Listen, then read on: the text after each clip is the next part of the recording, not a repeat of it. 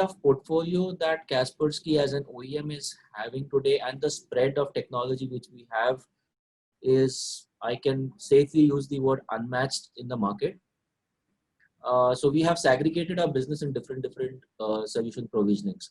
So to start from the very basic, we are at the endpoint. Then our focus main on the endpoint is to focus on advanced endpoint security, which is on the EDR space, the endpoint detection and response, and the anti-APT platform, because that is where the severity of the attacks are. But the beauty with us is we don't just stop at, pushing a product or, suggesting a customer that, okay, since you're facing advanced attacks, you should look at anti-APT solutions and EDR solutions. We also have specific, very focused solutions on server security, cloud security. In fact, we are one of those very few players in the market today who are in a hybrid cloud security model. So what I mean to say by that is, if you have partial infrastructure, which is partially on the cloud, partially on-prem, you get a solution from us which can protect both your geographies. I mean, the one which is on the cloud and the one which is on-prem. At the same time, it also gives you investment protection that tomorrow, as time progresses, more and more technology, if you plan to move to the cloud, you need not buy those licenses again and again. You can just extend those licenses to the cloud. We are vendor agnostic. So it really doesn't matter for us whether an organization into a multi-cloud setup, the situations which you spoke about are very, very real, where you have your own private cloud, then you have a cloud provisioning with someone which is very, very local, and then you have certain applications which are possibly on Azure or Amazon for that matter. At the same time, since the journey to the cloud of most of the enterprises is now in progress, it's not been completed, there is an absolute possibility that the entire infrastructure or the entire application base has not been moved to the cloud. They are in the journey. So there is still something which is on the edge, which is on-prem, and still something which is moving to the cloud. So in either scenarios, or in any permutation combination that you have, we have a complete solution which can cover you on that. We offer compromise assessment services. We provide breach readiness services, where we train the customer that how do you prepare yourself in the event when there happens to be a breach, what are the steps they need to take. Obviously, the more common term these days used is red team activities and blue team activities. So we are into red teaming, blue teaming as well. We are also doing incident response retainers, where the customer can buy an X amount of service hours from us, and if there happens to be a situation where he's in a breach kind of a scenario, he can give us a call and we will take control of the situation from whatever remote locations possible and start responding to him in almost immediate basis. So these are breach readiness incident response services, where the customer can subscribe to these services and have the first level of response the moment they are shocked, or if they have any kind of suspicion that am I under a breach, they can just give us a call, connect with us, and we'll do the solutioning and the hunting for them, whether they are really in a breach scenario or not. And if they are in a breach scenario, what are the steps they need to take, and we can help them sail through that difficult times. The other part which we are heavily focused on right now, and it's given us tremendous business opportunities this year specifically, is predictive technologies. So when I talk about predictive technologies, I'm talking about things like threat intel services. So, most of the cyber problems or cyber solutions or products, if I can put it that way, you will realize are reactive in nature. So something has to trigger, then the product will give you an alarm or an alert saying that, there's a problem, and then you start looking into it, which is reactive. So something has to happen before you can get an alert. So with threat intel services, it is predictive. With the kind of depth of services which we have on threat intelligence, and the way we seamlessly integrate with multiple product platforms in the SOC, with correlation rules on the SIEM properly stitched in, we can actually raise a red flag way before an incident happens. And this is one technology, or this is one service rather, which has given us extensive acceptability in the market, and we've done some very good business around this technology as well. The other technology side which we are extensively focused is the ICS, that is the SCADA, the PLC, the OT security as they call it, operational technologies. So if you look into the market, you will not find too many OEMs who are not only in the IT cyber security but also in the OT cyber security space. So we are in extensive reach, connecting with partners and connecting with customers right now, where we've done a lot of workshops around OT security. As they say, ICS, industrial cyber security, that is the new norm these days. One of the organization which is completely from IT to OT, I think very few organizations you can pick up with that kind of a portfolio spread.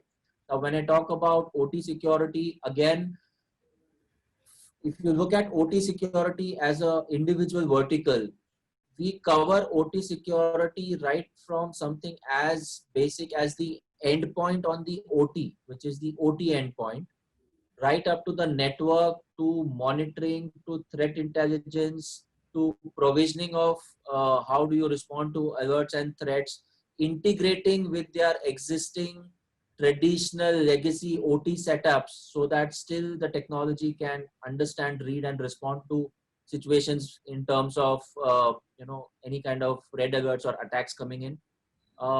One of the only organization, at least at this point in time in India, which is ready to provide OT threat intelligence to the enterprise market.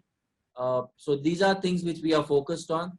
2021 would also see a lot of instances where we would be engaging on IoT, that is Internet of Things.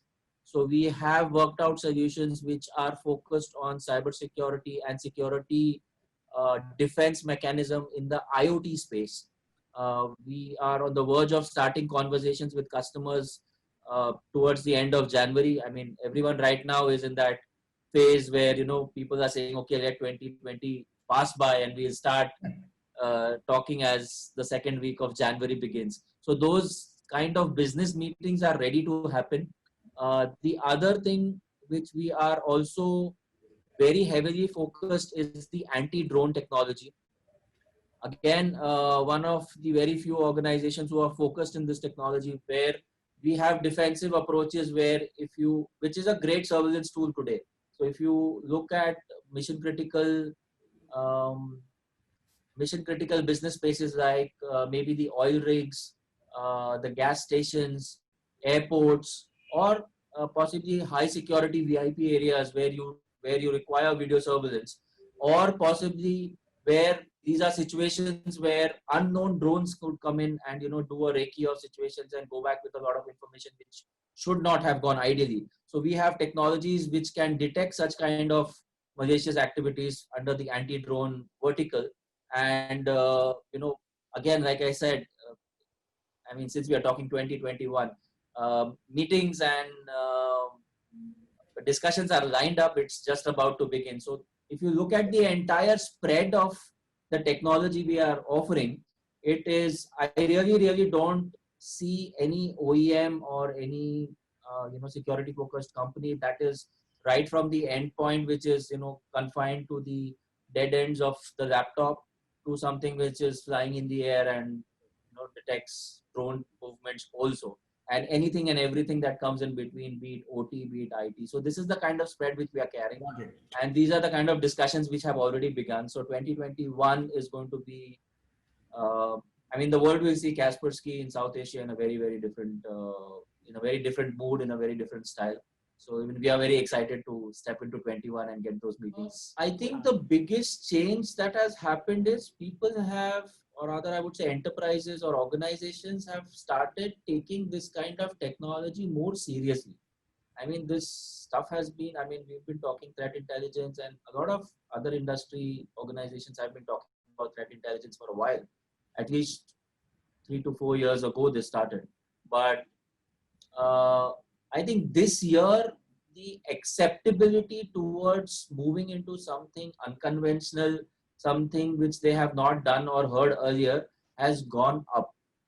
The acceptance is very, very high, and people have begun to believe that scenarios which they have not seen or heard before are possible. And the better part of it is they really consciously want to move in the direction of protecting themselves from such unknown attacks. So that is where predictive technologies have come in. A lot of people I have been interacting with have really taken consulting services from us, where they want us to come down and check how the SOC operations are. Is there something that needs to be fixed? Can it be a better way of doing it? How do we get more seamlessness into the integrity so that the visibility of the surface goes up? So a lot of focus today from CISOs especially, and those organizations who are into SOC monitoring and who have already had a mature SOC with them, they are trying to have more and more visibility on the threat surface that they are living with. So earlier, possibly the SOC was partial, not the entire network was on a SOC. Now, most of the organizations have covered the entire organization from a SOC visibility perspective. Correlation rules have improved. Mutual integration of technologies has been invested upon. And that's where threat intelligence has also been imbibed in a lot of, in fact, I would say majority of SOC discussions, that is the SOC operating centers that we've been discussing with the enterprises, everyone has moved in that direction. Second, I have also realized that people are opting for more and more predictive technologies. So people are looking at various aspects of predictive technologies. So there, one is threat intelligence, second is threat feeds, dark web monitoring and understanding, checking of the rogue apps which are present or not present in the ecosystem which is related to these organizations. How do we take care of phishing attacks? Trainings have gone up. So people want their employees to be more cyber aware. So, they don't end up clicking on any random links which can lead to a phishing attack or maybe a ransomware kind of a thing. So these kind of things are a part of the entire predictive ecosystem where everyone, like you said, is working from home. And since they are working from home, they cannot be controlled or monitored the way they were when they were in the safe walls of their own organization and network. So you need to train your employees also that they can predict that, okay, this is a link which I should not be clicking. This is a mail that I shouldn't be responding. Or, even if this mail has come, let me call up the person and double check whether this mail has genuinely been sent by him or not. It has saved so many ransomware and phishing attacks, which would have otherwise, completely eaten up into the system. Secondly, inputs coming from predictive technologies like threat intelligence have been taken very, very seriously. So today, wherever my customers are there, I mean, a lot of my large enterprise customers are directly connected to me. There have been situations where I've received calls in the middle of 11:30 at night saying that, Dipesh, I'm sorry I'm calling you at night, but there is something which we see on the screen which doesn't seem too comfortable. Can you align someone who can help us on this? If I look at it from a SOC perspective, automation is a desire for most of the organizations right now, especially the mature enterprises. So there are technologies like SOAR, SOAR, and TIP, TIP. I mean, there are a lot of automation tools and technologies which are coming in. And like I said, since the awareness and the willingness to protect themselves has gone up, the discussions are in that direction. You can't physically go there, have access to 100 servers, integrate 500 firewalls, get the commands in, then set up the dashboard, because it requires physical presence and interconnectivity. So this is a problem right now. The aspiration is there. The moment things start getting slightly more acceptable, where people are willing to go inside, or rather people are allowed. So vendors like us, system integrators who do not belong to the organization but have come for a project, we don't get access inside the SOC and a lot of places because of pandemic reasons. They can't afford people coming from outside, and you never know who is carrying what with them. Okay, so from precautionary measures, those restrictions are still in place. So we cannot go inside the SOC We need to spend time, understand the ecosystem, only then such technologies can. And I would say threat intelligence and these predictive technologies, which gives you an eye from outside, but still gives you intelligence about or information about, something is going to happen. Please take extra care. That is where these technologies have come in as a boon to the industry today. So before I actually, get into the core answer of that, I would want you to take 2 steps back and understand the problem, which is what I guess, at least from my territory for South Asia or India specifically right now, we have been able to manage. See, the problem is when you talk about OT as a technology, there are specific businesses which are into the business of OT. So these are traditionally large businesses which deploy very heavy amount of infrastructure. So if you look at OT technology, major investors of OT technology today are the oil and gas companies, the power companies, the shipping companies, which is where tons and tons of technology is used. Then if you take a slight step down, you get into the manufacturing units. If you get into the manufacturing, the biggest manufacturing unit consumption right now is again on the automobile sector. Then you take a step down, it goes into garment manufacturing and all these things. Now, largely, if you take a bird's eye view on these organizations or these kind of business verticals, you will realize that they do not come from an IT background itself. IT is not a business enabler for them.